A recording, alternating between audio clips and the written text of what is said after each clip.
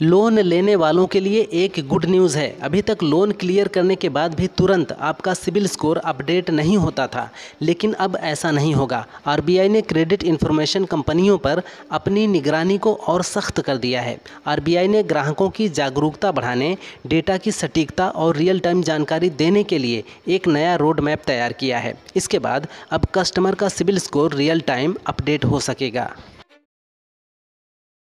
राजस्थान के धौलपुर के नुनहेरा ग्राम पंचायत के 6 गांवों के लोगों के लिए पार्वती नदी पार करना चुनौती है। इन गांवों की आबादी करीब 2000 है। बारिश के कारण गढ़ी चटोला के पास बने एनीकट की वजह से जल भराव हो जाता है। जान खतरे में डालकर लोग ट्यूब पर बंधे खटोले से इसे पार करते हैं। स्कूली बच्चे अस्पताल जाने और बाजार से सामान लाने के लिए यही खटोला एकमात्र साधन है। ये समस्या करीब 12 साल से बनी हुई है। बीजेपी ने 22 राज्यों में प्रदेश अध्यक्षों का ऐलान कर दिया है, लेकिन देश के सबसे बड़े राज्य उत्तर प्रदेश के अध्यक्ष के नाम पर सहमति नहीं बन पा रही है। दरअसल बीजेपी ऐसे नेता को यूपी अध्यक्ष बनाना चाहती है जिससे सामाजिक और क्षेत्रीय समीकरणों को साधा जा सके। स्वतंत्र देव सिंह, धर्मपाल सिंह लोधी जैसे नेता अध्यक्ष की रेस में शामिल हैं। हालांकि बीजेपी की राष्ट्रीय अध्यक्ष के चुनाव के बाद ही यूपी अध्यक्ष पर फैसला होगा। उपसेना प्रमुख राहुल आर सिंह ने कहा, ऑपरेशन सिंदूर में भारत ने 3 देशों पाकिस्तान, चीन और टर्की को हराया है। पाकिस्तान के 81% सैन्य उपकरण चीन ने दिए थे। चीन ने युद्ध को लाइव लैब की तरह यूज़ किया। पाकिस्तान को पहले से पता होता था कि हम कहां हमला करेंगे। चीन ने पाक की सैन्य और तकनीकी मदद की। वहीं तुर्की ने पाकिस्तान को ड्रोन के साथ ही प्रशिक्षित लोग भी भेजे। भारत मजबूती से लड़ा, मगर भविष्य के लिए ज़्यादा तैयारी की ज़रूरत होगी। यूपी में कांवड़ यात्रा के रास्ते में पड़ने वाले रेस्टोरेंट की नेम प्लेट पर विवाद बढ़ता जा रहा है। बरेली इत्तेहाद मिल्लत काउंसिल के प्रमुख मौलाना तौकीर रज़ा ने कहा, सरकार ने जो आदेश जारी किया है उससे क्या उसकी मुस्लिम दुश्मनी जाहिर नहीं होती है, जबकि मुस्लिम कभी कांवड़ यात्रा के आड़े नहीं आते हैं। बीजेपी की सारी सियासत मुस्लिम विरोध पर टिकी है। इस वक्त हिंदुस्तान आपातकाल से भी ज़्यादा बुरे दौर से गुजर रहा है। बिहार विधानसभा चुनाव की तैयारियों के बीच कांग्रेस ने बड़ा ऐलान किया है।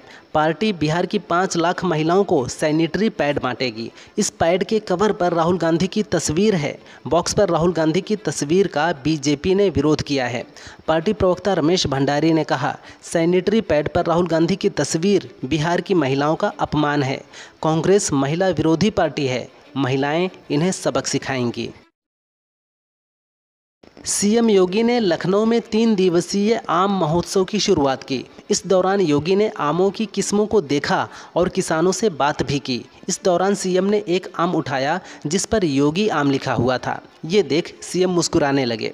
सीएम ने मंत्री दिनेश प्रताप सिंह की चुटकी लेते हुए कहा, दिनेश सिंह ने सबसे पहले रायबरेली के किसान को सम्मानित कराया।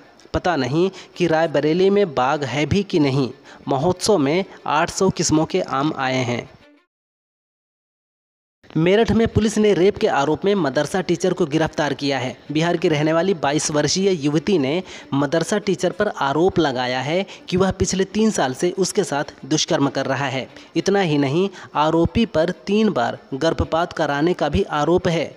युवती का आरोप है कि मदरसा टीचर ने उसे 3 साल से बंधक बनाकर रखा था। गुरुवार शाम को युवती ने शोर मचा दिया, जिसके बाद लोगों के जुटने पर उसने आप बीती सुनाई।